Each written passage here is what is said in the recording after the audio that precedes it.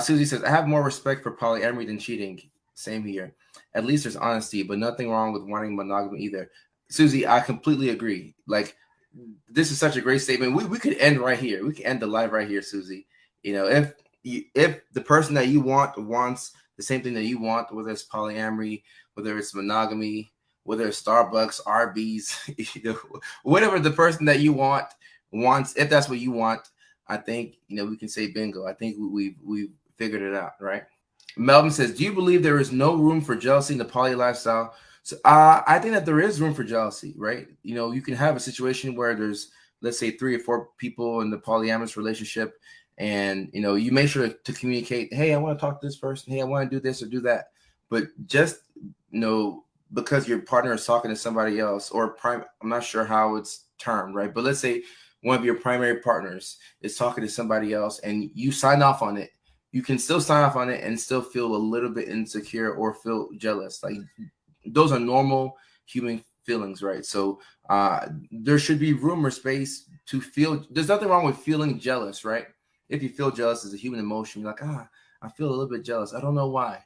But taking that jealousy and acting out in a manner that's not respectful to you or your partner is what we don't want. I'm supportive of other people's relationships. I know my self-esteem would go down a lot, and I'll be way too emotional. I would feel like I wasn't good enough. So, Vero, what we have here is, like, we have really, really good self-awareness, right? And I love it because you know that. So you would not enter into a situation where you feel like you're not respected, or you feel like you can't thrive within the relationship. I think it's confusing when you don't know where you stand, but when you're like, all right, this ain't for me, I'm sorry, it's even better, because that way, when if somebody approaches you with that, you can say, hey, not for me, for whatever reason. You don't have to explain, honestly. No is a complete sentence, but if you feel like explaining, say, hey, I thought about it, but it's just not my thing, right? I've heard that bipolar has a correlation with promiscuous behavior. Is this true? And if so, how can it play a role?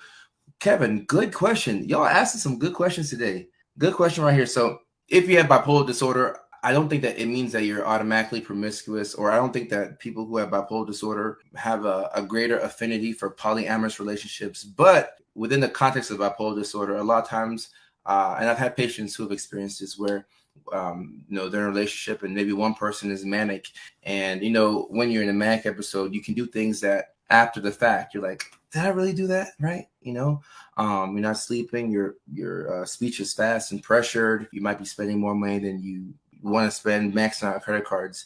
And within a manic episode, you could be sexually promiscuous and sleep with a lot of people. You may, kind of, put your relationships on the rocks, so you could have that within bipolar disorder, but having bipolar disorder or having ADHD doesn't mean that you're going to be automatically, or borderline personality disorder, right? It doesn't mean that you're going to be like promiscuous.